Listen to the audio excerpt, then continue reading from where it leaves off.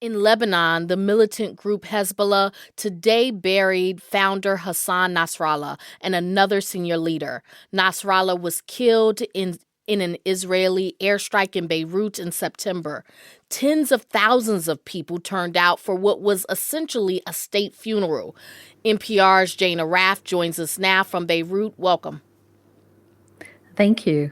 So, Jane, it's been 5 months since Nasrallah was killed in that airstrike in Beirut's southern suburbs. Why is he being buried now? Well, that war between Hezbollah and Israel, in which he was killed, essentially paralleled Israel's war with Gaza. And it was a very dangerous time in Beirut. There were waves of Israeli airstrikes, including the one that flattened the building, which killed him. So it would have been difficult to pull off a dignified funeral for someone of his stature. And Hezbollah had also planned it as a show of international support, which in some sense they did get. There were Iranian officials here today, senior Iranian officials, Iraqi officials, and of course, many, many Lebanese. Can you describe the scene there for us? Yeah, it was the biggest public event in years. The funeral was held in Beirut's biggest sports stadium, absolutely packed. In fact, you can hear the chants there in the stadium where the coffins were placed on essentially a truck with a glass enclosure. So these two coffins draped in yellow Hezbollah flags, which have the symbol of a green rifle, surrounded by flowers. And as it moved through the crowd, people threw things at it in the hope of blessings, scarves, pieces of clothing. And then they ran excerpts from speeches of Nasrallah. While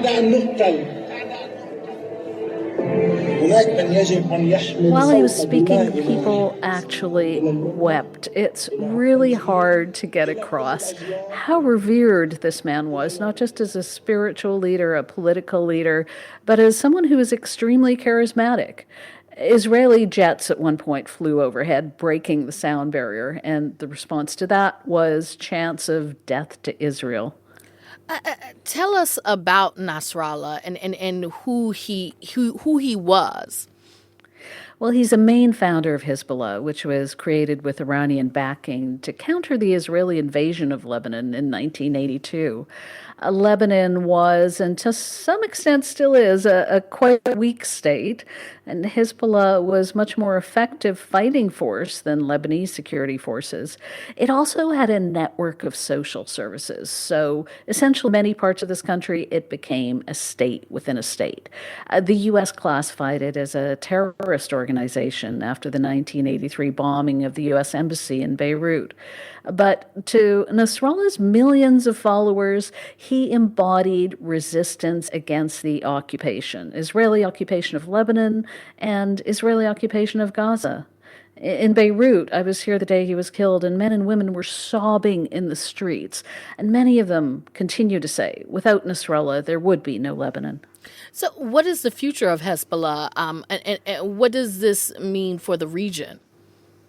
Well, Israel saw him as one of their biggest threats, so killing him to them was a victory. And Nasrallah himself acknowledged before he was killed that the waves of Israeli attacks had weakened the organization. But it certainly has not destroyed it. Hezbollah Secretary General Naim Qassem addressed the funeral, and he explained that he said that the so-called axis of resistance from Yemen to Iraq to Lebanon, resistance against Israel and the U.S. would continue, and they would follow in Nasrallah's footsteps. That's NPR's Jane Arraf speaking to us from Beirut. Thank you so much, Jane. Thank you.